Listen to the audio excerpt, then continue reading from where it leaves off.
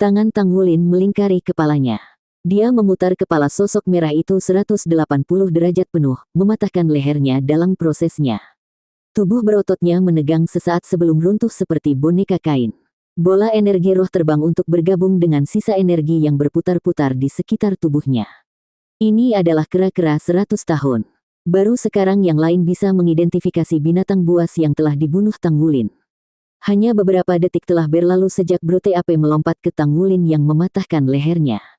Kera Brute memiliki kekuatan luar biasa, melampaui sebagian besar rekan-rekannya di tingkat tahun yang sama. Sayangnya, musuhnya hari ini adalah Tang Wulin, monster yang memiliki kekuatan penuh. Kesimpulannya telah ditetapkan pada saat memutuskan untuk menyerang Tang Wulin. Tang Wulin juga cukup puas dengan dirinya sendiri. Dia menjadi lebih mahir dalam mengontrol kren, menangkap naga, yang juga melengkapi metode surga misterius. Meskipun peringkat kekuatan jiwanya baru berusia 20-an, penggunaan metode surga misterius jangka panjang telah menstabilkan kekuatan jiwanya yang kental, meningkatkan ledakannya jauh jika dibandingkan dengan rekan-rekannya. Setelah meninggalkan wilayah Blazing Demon Lions, mereka bertemu begitu banyak makhluk jiwa yang seperti aliran tak berujung. Ini yang diharapkan dari platform kenaikan roh pemberontakan. Sekelompok Wind Demon Wolves telah menyerang mereka di jalan tetapi dengan cepat ditangani oleh Blue Silver Impaling Arai milik Tang Wulin. Jenis makhluk jiwa ini biasanya mengandalkan jumlah mereka daripada kekuatan individu. Tang Wulin memilih untuk tidak mengejar mereka karena energi roh mereka terlalu sedikit untuk diganggu. Setelah mengusir serigala, mereka melanjutkan perjalanan. Mereka membutuhkan waktu setengah jam untuk beristirahat setiap 2 jam sebelum masuk lebih dalam ke dalam hutan.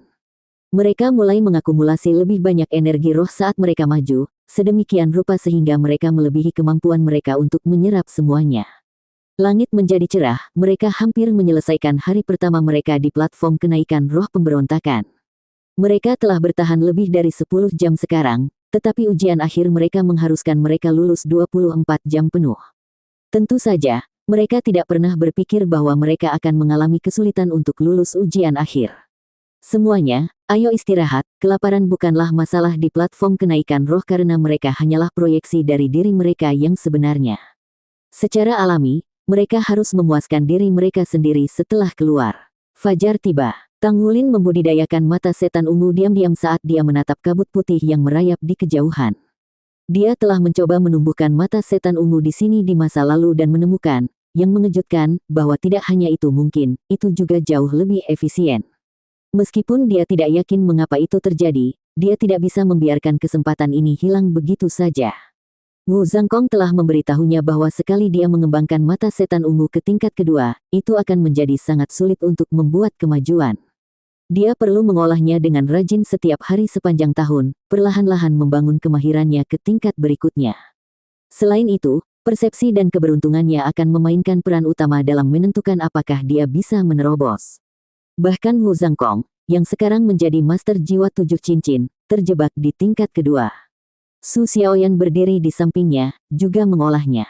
Xie, bagaimanapun, belum mencapai peringkat ketiga dalam profesinya dan karenanya masih terbatas pada 2 seni rahasia Sekte Tang, metode surga misterius dan jalur membingungkan bayangan hantu. Di sisi lain, Su Xiaoyan telah memilih mata setan ungu demi meningkatkan kekuatan spiritualnya. Xie telah berkultivasi dengan rajin dalam beberapa tahun terakhir. Dia telah lama memutuskan bahwa mata setan ungu akan menjadi seni berikutnya. Belum lagi kegunaannya dalam pertempuran, fungsinya sebagai metode penanaman kekuatan spiritual adalah tingkat atas. Kita akan lulus ujian akhir siang hari ini, Xie mencibir. Tang Wulin mengangguk, jangan lengah atau melamun. Bahkan jika ini adalah platform kenaikan roh dasar, masih ada ancaman. Petik 2. Xie terkekeh. Tidak akan ada kebetulan seperti itu. Hanya ada sedikit binatang yang masih bisa dianggap sebagai ancaman bagi kita di sini. Tidak mungkin keberuntungan kita seburuk itu. Petik 2. Gu Yue memelototinya. Tutup paruh gagahmu. Meskipun dia mendengus, Xie tidak membalas. Kekuatannya benar-benar tidak manusiawi. Sekarang dia memiliki 3 cincin, bahkan yang lain di kelas 0 tidak tahu seberapa kuat dia. Meskipun Tang Wulin mungkin bisa menahan Gu Yue dalam pertempuran jarak dekat, kemampuannya untuk berteleportasi pada saat itu membuatnya bingung. Dengan demikian, kekuatan keseluruhan Gu Yue adalah yang terbesar di kelas 0. Pada saat mereka beristirahat dan diatur kembali, matahari telah keluar dengan kemegahan penuh. Tang Wulin berkata, kita masih harus berhati-hati. Kami akan lulus ujian kami terlebih dahulu sebelum membuat rencana lain. Berada di atas bukit, kita diuntungkan dan bisa mengamati sekeliling kita. Kita akan menunggu di sini sampai kita lulus ujian, lalu kita akan menerjang ke dalam hutan. Petik 2. Semakin jauh ke dalam hutan yang mereka jalani, semakin kuat makhluk jiwa yang akan mereka temui. Menembus kedalaman tidak menimbulkan masalah bagi mereka. Vegetasi tumbuh subur dan pepohonan semakin kokoh semakin dekat ke jantung hutan. Mereka telah mencoba menjelajahinya berkali-kali sebelumnya, tetapi setiap upaya akan digagalkan oleh kehadiran makhluk jiwa yang kuat. Hari ini mungkin adalah kesempatan terakhir mereka untuk menjelajahi platform kenaikan roh untuk sementara waktu, jadi mereka ingin menyelidiki apa yang ada di dalam hutan. Lokasi yang dipilih Tang Wulin terbukti sangat baik. Meskipun makhluk jiwa telah menyerang mereka beberapa kali, medan membantu mereka mengusir mereka dengan mudah. Tang Wulin telah memerintahkan tim untuk menahan diri dari pembunuhan demi tidak menarik lebih banyak binatang buas, mereka harus menangkisnya dan hanya membunuh yang paling bertekad dan kejam. Dengan mengandalkan keunggulan medan mereka dapat mendeteksi makhluk jiwa yang kuat terlebih dahulu dan menghindarinya. Setelah binatang buas itu pergi, mereka akan kembali ke tempat asalnya. Manfaat lain dari menunggu di sini adalah mereka memiliki cukup waktu untuk menyerap energi roh yang tersisa di tubuh mereka. Sekarang, bahkan jika mereka terbunuh dengan cepat saat memasuki kedalaman hutan, baik energi roh maupun perjalanan mereka kali ini tidak akan terbuang percuma. Tepat tengah hari, ini waktu yang cukup lama. Kegembiraan menggantikan ketenangan Tang Wulin saat aura tajam menyelimuti dirinya. Ayo pergi. Dia melesat ke depan seperti angin, langsung menuju ke jantung hutan. Lampu hijau menyelimuti mereka berempat, meningkatkan kelincahan mereka. Perhatian dilemparkan ke angin kali ini karena mereka maju terus dengan kecepatan penuh. Seberapa jauh mereka bisa pergi, mereka akan pergi. Gu Yue memanggil burung angin untuk mengintai di depan. Dengan Tang Wulin yang memimpin dan dipandu oleh burung angin, mereka dapat menghindari deteksi beberapa makhluk jiwa yang perkasa. Mereka terus maju dengan kecepatan kilat seperti ini. Vegetasi menebal saat mereka maju, memaksa Tang Wulin untuk menyapu dedaunan dan membuka jalan dengan rumput blue silvernya. Mempertahankan kesibukan berkecepatan tinggi ini, mereka menempuh jarak yang lebih jauh dalam 2 jam daripada sepanjang hari sebelumnya. Bayangan gelap menyelimuti hutan karena kerapatan kanopi menghalangi sinar matahari, dan aroma kehidupan tanaman memenuhi udara lembab. Tempat ini sepertinya sudah menyerupai tingkat menengah. Hanya Tang Wulin yang pernah menginjakkan kaki di sana sebelumnya, dan itu adalah pengalaman yang tak terlupakan di mana dia pertama kali menjadi saksi kekuatan luar biasa Wu Zhangkong. Makhluk jiwa 1000 tahun dan 10.000 tahun telah jatuh satu demi satu di hadapannya, jatuh seperti lalat. Tetap waspada, semuanya. Dedaunan membatasi penglihatan burung angin saya, Gu Yue memperingatkan dengan suara rendah. Tang Wulin memperlambat langkahnya. Tidaklah bijaksana untuk terburu-buru dalam lingkungan ini. Kapten, menurutmu apakah kita bisa menyeberang ke tingkat menengah jika kita menjelajah cukup dalam? Su Xiaoyan bertanya. Tang Wulin menggelengkan kepalanya. Saya tidak tahu. Guru Wu tidak pernah membicarakannya. Petik 2. Itu mungkin, sela Gu Yue. Betulkah? Tang Wulin menoleh padanya. Gu Yue mengangguk. Setiap level dari platform kenaikan roh terhubung. Dimungkinkan untuk memasuki tingkat menengah dari sini selama Anda cukup kuat. Namun, monster jiwa yang kuat menjaga penghalang antar level. Hanya setelah mengalahkannya kita bisa menyeberang. Sayangnya, saya pikir ini akan sulit bagi kita, apalagi para master jiwa biasa. Penjaga adalah alasan mengapa sangat sedikit orang yang dapat menyeberang antar level. Petik 2. Sebagai anggota Pagoda Roh, Gu Yue memiliki akses ke informasi yang tidak diketahui orang luar. Semangat menggelegak di dalam Xie. Kalau begitu, mari kita coba. Mungkin kita bisa masuk ke tingkat menengah kali ini. Petik 2. Senyum masam muncul di bibir Tang Wulin. Saya tidak berpikir itu akan semudah itu. Dia masih bisa mengingat betapa menakutkannya makhluk jiwa di tingkat menengah itu. The Blazing Demon Lion King tidak ada apa-apanya jika dibandingkan dengan monster acak dari level itu. Selain itu, Pagoda Roh pasti akan memasang tindakan pencegahan untuk mencegah orang melintasi batas antar level. Tang Wulin dan yang lainnya akan menghadapi perlawanan besar jika mereka mencoba melakukannya. Mari mencoba. Untuk kali ini, Gu Yue setuju dengan Xie. Akhir-akhir ini, makhluk jiwa jarang muncul di hadapan mereka. Kurangnya binatang buas ini, serta kesunyian yang menyertainya, hanya memperbesar kegelapan hutan. Ketenangan yang menakutkan turun di hutan yang subur ini. Tang Wulin tahu dari pengalaman bahwa mereka telah memasuki domain monster jiwa yang kuat, dan karena tidak ada satu suara pun yang dapat didengar, itu mungkin jauh lebih kuat daripada Raja Singa Iblis yang berkobar. Hanya ada satu situasi lain yang mereka temui sebelumnya. Xie, apakah kamu ingat pertama kali kita datang ke platform kenaikan roh pemberontakan? Tang Wulin bertanya dengan tenang. Tentu saja, Xie berkata. Keberuntungan kami cukup bagus saat itu dan kami bisa menyerap banyak energi berkat Man Face Demon Spider. Itu juga pertama kalinya Anda mengembangkan jiwa roh Anda. Petik 2. Kalau begitu, apakah kamu ingat bagaimana kamu dibunuh? Tang Wulin bertanya, menggigil dingin menjalar di punggung Xie.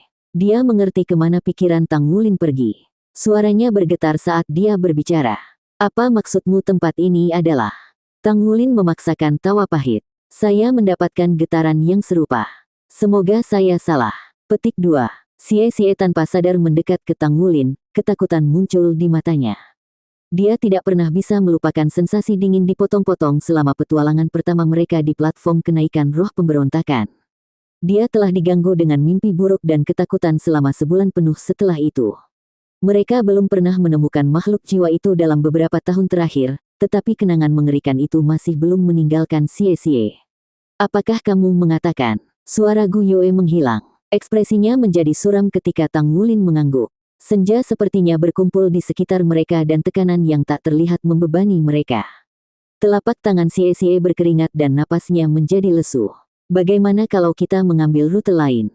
Xie bertanya dengan lemah lembut. Suara Tang Wulin tegas. Ada beberapa hal yang tidak bisa kami hindari. Jika Anda tidak mengumpulkan keberanian untuk menghadapi binatang itu akan menghantui Anda selamanya. Hanya dengan menguasainya, Anda akan dapat maju lebih jauh dan menjadi lebih kuat. Petik 2. Xie membuat wajah pahit. Itu mudah untuk dikatakan, tapi... Tang Wulin tiba-tiba mengulurkan tangannya untuk menghentikan semua orang di jalur mereka. Matanya menyipit saat dia mencoba melihat apa yang ada di balik pepohonan di depan mereka. Hubungan Tang Wulin dengan tanaman karena Blue Silver Grass-nya berarti bahwa persepsinya adalah yang paling tajam di hutan di antara kelompoknya dan dia bisa merasakan apa yang tidak bisa dirasakan orang lain, misalnya, dia bisa merasakan ketakutan akan tanaman di sekitarnya. Keluar, dia menggeram. Seolah bekerja bersama dengan Tang Wulin, Gu Yue memanggil bola api dan melemparkannya ke arah pandangannya. Bola api itu melonjak ke kedalaman hutan, meledak di udara ketika ada gerakan yang menyerangnya. Sosok agung muncul dari bayang-bayang, dan Xie menarik napas dalam-dalam.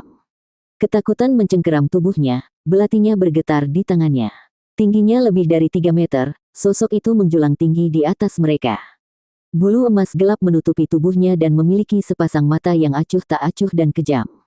Namun, yang paling mengkhawatirkan adalah lengannya yang besar. Mereka tebal dan kokoh, masing-masing memiliki cakar sepanjang 1 meter berwarna emas tua. Suara mendesis samar bisa terdengar setiap kali menebas di udara.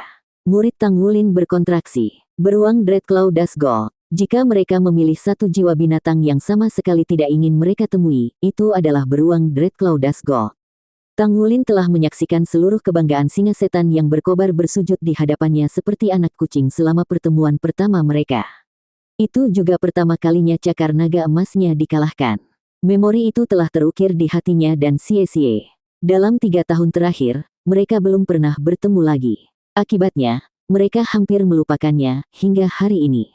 Baik itu serangan, pertahanan, atau kecepatan, beruang Dreadclaw Dazgol unggul dalam segala hal. Kekuatan ledakannya mendominasi pertarungan jarak dekat dan jarak jauh. Bahkan di antara makhluk jiwa tingkat puncak lainnya, ia berdiri selangkah di atas mereka. Itu adalah makhluk jiwa yang menakutkan yang bahkan bisa bersaing dengan naga. Darah merah tua merembes ke mata dingin beruang Dreadclaw Dazgol saat menatap mereka. Ia maju ke arah mereka selangkah demi selangkah, tubuhnya mulai bersinar samar. Saya barisan depan, kata Tang Wulin. Kalian membantu saya. Jika saya kalah, segera keluar. Petik 2. Tang Wulin melangkah ke depan saat dia berbicara, kepalanya terangkat tinggi. Dia memulai dengan lambat, tetapi secara bertahap dia mulai berlari, kemudian dia segera maju dengan berani. Rasa malu menyelimuti hati Xie saat dia menatap sosok gagah berani Tang Wulin.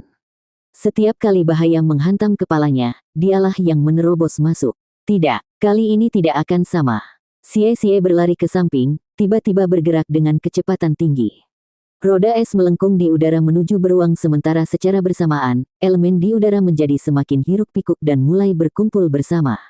Akhirnya, kelas 0 menghadapi lawan terberatnya. Tang Wulin terus mendekatkan jarak antara dia dan beruang Dreadclaw Dusgold, namun makhluk jiwa itu tiba-tiba berhenti. Roda es menghantam kepala beruang, tapi bahkan tidak berkedip saat udara sedingin es turun ke tubuhnya dan menutupinya dengan lapisan es. Dengan raungan yang menggelegar, beruang itu mengacungkan cakarnya untuk menyapu Tang Wulin. Efek menahan roda es tidak berarti apa-apa. Tangan kanan Tang Wulin berubah menjadi cakar naga emas dan dia mengayunkannya ke beruang.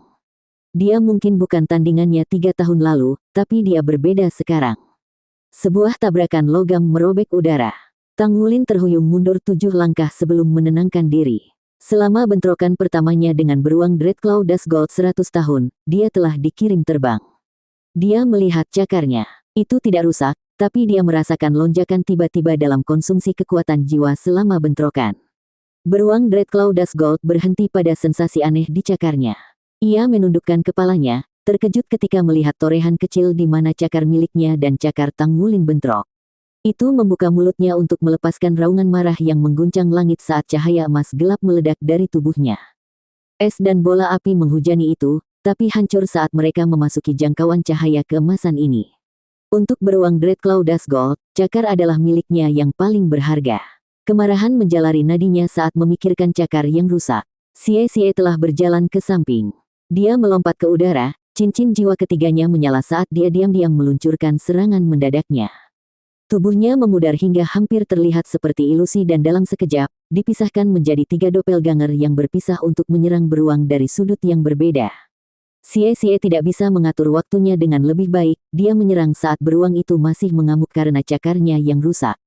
Denting logam bergema saat Xie menebas dengan 2 belati. Namun, beruang Dreadclaw Dusgold tidak tergerak dan tidak terluka.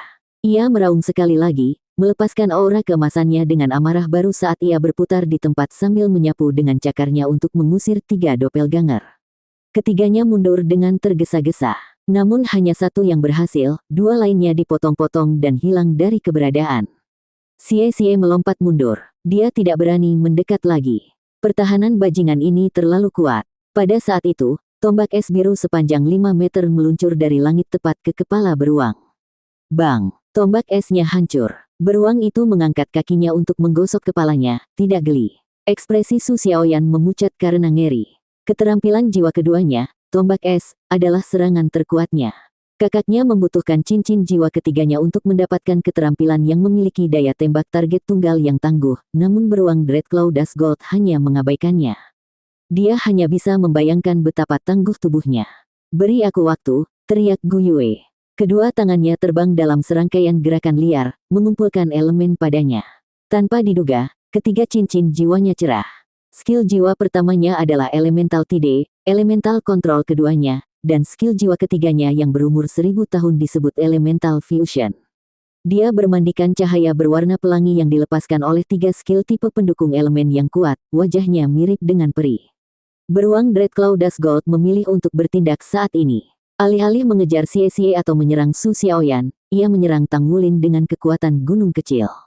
Setiap cakarnya, sekarang lebih dari 5 meter, mengarah ke kepala Tang Wulin. Ia membenci Tang Wulin karena mencabut cakarnya dan ingin balas dendam. Dalam kilatan cahaya biru, Tang Wulin melayang ke udara, Blue Silver Impaling Array aktif di bawah. Beruang Dreadclaw Dusgold tersandung di hadapan rumput seperti stalagmit tetapi masih berhasil menebas Tang Wulin yang melarikan diri. Jelas, itu tidak terpengaruh oleh getaran frekuensi tinggi Blue Silver Impaling Array. Kenyataannya, Blue Silver Grace bahkan belum mampu menembus telapak kakinya. Tang Wulin menarik pokok anggur Blue Silver Grace, mengubah arah di udara dan menghindari serangan keduanya. Matanya berbinar pada tantangan ini. Bahkan jika itu adalah beruang Dreadclaw Dusgold yang lebih kuat, hari ini, dia ingin menghadapinya secara langsung. Dia berbalik untuk menatap Gu Yue. Sesaat kemudian, cakram es muncul di bawahnya. Mengerahkan kekuatan melalui kakinya, dia mengubah arah di tengah udara sekali lagi. Alih-alih membuka jarak di antara mereka, dia menembak tepat ke arah itu. Beruang Dreadclaw Dusgold bertekad untuk bertemu langsung dengannya dan menyerang langsung ke arahnya. Paku emas muncul di belakangnya dalam lingkaran cahaya keemasan dan menghantam punggung beruang, melemparkannya ke udara dan membuatnya kaget untuk sesaat. Meskipun serangan lonjakan tidak mengganggu beruang, serangan itu lebih tangguh daripada Blue Silver Impaling Array dan mematahkan momentum beruang. Tang Wulin menukik ke dalam saat itu, dan kedua sosok mereka tumpang tindih dalam sekejap. Meskipun dedas Gold Dreadclaw Bear kehilangan kendali atas tubuhnya, ia tidak peduli. Lonjakan emas tidak menimbulkan kerusakan apapun, tetapi getarannya yang kuat membuat beruang gegar otak dan memengaruhi kecepatannya. Pada saat inilah Tang Wulin turun di atas kepalanya. Beruang itu melambaikan tangannya untuk mencoba menebas Tang Wulin sampai mati, tetapi karena getaran intens dari rumput Blue Silver emas, kecepatan serangnya lebih lambat dan kekuatannya lebih lemah. Tang Wulin bertemu cakar itu dengan cakar miliknya sekali lagi, jeritan logam merobek udara saat mereka bertabrakan. Tang Wulin bertahan kali ini. Dibantu oleh gravitasi dan efek rumput emasnya, mereka seimbang dan kedua lengan mereka mundur ke belakang dari bentrokan. Saat itu, Tang Wulin telah mendarat di bahunya. Mengangkat kakinya, dia menendang leher beruang itu. Rasanya seperti sedang menendang dinding baja, jika bukan karena fakta bahwa tubuhnya jauh lebih kuat dari biasanya, maka kakinya akan patah. Kepala beruang itu menjadi miring setelah ditendang dan, mengambil keuntungan dari ini, sebatang pohon anggur dengan cepat berlari dan melilit lehernya. Tang Wulin meraih ujung pohon anggur yang lain dan membalikkan tubuhnya untuk menendang punggung beruang dengan seluruh kekuatannya. Ototnya berdesir dengan kekuatan saat dia mengayunkan pokok anggur. Tang Wulin mencekik beruang itu dengan pokok anggur di udara, menyebabkan serangannya melenceng. Tubuhnya, dibalik oleh Tang Wulin, menuju ke tanah. Tang Wulin meraih beruang itu. Otot-ototnya bekerja keras, menggunakan semua kekuatannya untuk membungkuk ke belakang dan membalikkan keduanya. Tidak mungkin bagi Tang Wulin untuk melakukan langkah berani jika mereka berada di tanah sebagai beruang dengan berat lebih dari 5.000 kg. Dia akan terhenti di tengah jalan. Namun, mereka berada di udara dan beruang itu tertangkap basah, memberi Tang Wulin kesempatan untuk melakukan serangan yang begitu mengejutkan. Ledakan. Beruang itu menabrak tanah. Puing-puing meledak keluar. Debu mengendap beberapa saat kemudian, mengungkapkan pemandangan yang mengejutkan. Beruang itu berbaring tengkurap, Tang Wulin berlutut di punggungnya. Apakah ini mungkin? Xie tercengang. Itu beruang Dreadclaw Dust Gold. Namun, Tang Wulin melemparkannya begitu saja. Cahaya dingin bersinar di mata Tang Wulin saat dia meraih leher beruang dengan cakarnya. Leher adalah titik terlemah dari tubuhnya, dan Tang Wulin percaya pada kekuatan cakarnya. Namun, pada saat itu, tubuh beruang Dreadclaw Dust Gold bersinar dengan cahaya keemasan lagi. Cakar Tang Wulin menembus cahaya, tetapi kekuatan di balik serangannya melemah secara signifikan. Meskipun cakar naga emasnya bisa menahan kekuatan cahaya ini, seluruh tubuhnya tidak bisa. Sebelum dia bisa mengiris leher beruang itu, cahaya meledakkannya. Meski begitu, dia masih berhasil merobek sebagian kecil daging dari leher beruang sebelum dikirim terbang. Darah merah tua dengan bintik-bintik emas keluar dari lukanya. Beruang itu meraung kesakitan dan lari dari tanah. Sudah bertahun-tahun sejak terakhir kali terluka dan tidak menyangka bahwa hari ini, manusia yang tidak penting akan berani melukainya. Namun pada akhirnya, pertahanannya tangguh. Bahkan jika Tang Wulin bisa meraihnya dengan cakarnya, ada kemungkinan efek penghancuran itu tidak berguna. Tidak memberi Tang Wulin kesempatan untuk berkumpul kembali, beruang itu mengacungkan cakarnya dan menyerangnya. Tang Wulin, masih di udara, tidak berdaya untuk menghindar. Kematiannya sepertinya sudah dekat, roda es Su Xiaoyan tidak akan berhasil tepat waktu, sementara Gu Yue masih tenggelam dalam cahaya, mempersiapkan serangannya sendiri. Tang Wulin mencoba memanggil Blue Silver Grace-nya, hanya untuk menemukan bahwa cahaya keemasan gelap telah mengganggu kekuatan jiwa internalnya dan membuatnya terlalu hiruk-pikuk untuk dikendalikan. Saya sudah selesai untuk. Tang Wulin tersenyum pahit saat dia dengan berani menghadapi malapetaka yang akan datang. Namun pada saat itu, sesosok makhluk melompat di depan serangan beruang itu. Sosok itu langsung tercabik-cabik, dan lapisan pelindung kekuatan jiwa di tubuhnya benar-benar tersebar. Namun, dia berhasil menyelamatkan Tang Wulin dari serangan fatal ini. Terima kasih. Tang Wulin berteriak, meskipun tidak ada yang benar-benar bisa mati di platform kenaikan roh dan mereka sudah terbiasa dengan sensasi kematian yang menakutkan sekarang, terkoyak masih merupakan siksaan yang tak tertahankan. Xie akan sangat menderita akibat efek sampingnya. Saat Xie menghela napas terakhirnya, Tang Wulin bisa melihat tekad di matanya. Seolah-olah Xie memberitahunya, balas aku. Tang Wulin berhasil membebaskan diri dari pengaruh beruang Dust Gold Dreadclaw dengan menggunakan metode misterius surga dan berguling menjauh dari gesekan cakarnya. Meskipun matanya merah dan siksaan emosional, Tang Wulin terus mengelak sambil mengirimkan sulur demi sulur rumput Blue Silver mengejar beruang. Beruang Dreadclaw Dust Gold diatasi dengan haus darah setelah terluka dan sepenuhnya mengabaikan Su Xiaoyan dan Gu Yue demi mengejar Tang Wulin. Meskipun pakaian Tang Wulin sudah compang camping dan kelelahan membebani dia seperti belenggu, matanya bersinar dengan resolusi. "Xie, aku akan membalaskan dendammu." Dengan Su Xiaoyan sesekali menembakkan tombak es ke beruang sebagai dukungan artileri dan memanfaatkan medan, Tang Wulin berhasil menghindari semua serangan beruang dengan selebar rambut. "Wulin." Mata Tang Wulin berbinar saat mendengar suara indah ini. The Blue Silver Impaling Array muncul sekali lagi. Namun kali ini, alih-alih menargetkan beruang Dreadclaw Dust Gold, itu ditujukan ke Tang Wulin sendiri. Paku mendorongnya ke udara, menghindari serangan beruang dengan rapi. Pada saat yang sama, 4 sinar terang biru, merah, kuning dan hijau mengelilingi beruang. Mereka memutarnya sebelum berubah menjadi rantai mistis 4 warna yang mengikatnya di tempatnya. Beruang itu melolong marah saat merasakan ini. Cahaya keemasan gelap melonjak keluar dari tubuhnya, hanya untuk diarahkan oleh rantai elemen yang mencegahnya untuk melepaskan diri. Kunci elemen ini hampir tidak bisa menahan beruang untuk sedetik, darah merembes dari sudut mulut Gu Yue saat dia berjuang untuk mempertahankannya. Tang Wulin jatuh dari langit lebih dulu dalam kilatan keemasan, cakar di depannya untuk mengiris kepala beruang. Ding! Meskipun cakarnya berhasil menembus bulu, tengkorak beruang yang sangat keras itu memblokir serangannya. Tang Wulin tercengang. Jangan bilang bahkan cakar nagaku tidak bisa membunuhnya. Beruang itu menggeram saat berusaha melepaskan diri dari rantai. Mereka pecah menjadi ribuan cahaya multiwarna yang berkelap-kelip seperti langit berbintang. Darah menyembur keluar dari mulut Gu Yue dan dia pingsan di pelukan Su Xiaoyan. Sudah mati. Tang Wulin, matanya merah dan menggeram, menyalurkan semua kekuatannya ke cakarnya. Cakarnya gemetar. Kemudian suara retakan yang tajam terdengar. Sesaat kemudian, lengan beruang Dreadclaw Dust Gold yang terangkat menjadi lemas. Tang Wulin merosot, cakarnya tidak lagi menempel di tengkorak beruang. Efek penghancuran cakarnya telah diaktifkan pada saat yang paling genting. Sepasang mata beruang yang kejam kehilangan percikan kehidupan saat tubuhnya perlahan jatuh.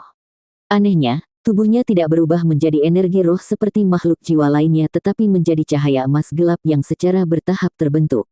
Tang Wulin mengabaikan fenomena aneh ini. Dia melompat dari beruang sebelum roboh dan berlari ke sisi Gu Yue dan Su Xiaoyan. "Gu Yue, kamu baik-baik saja?" Suaranya diwarnai dengan kecemasan. Mata Gu Yue tertutup rapat dan kulitnya pucat, tapi senyum tipis terlihat di bibirnya.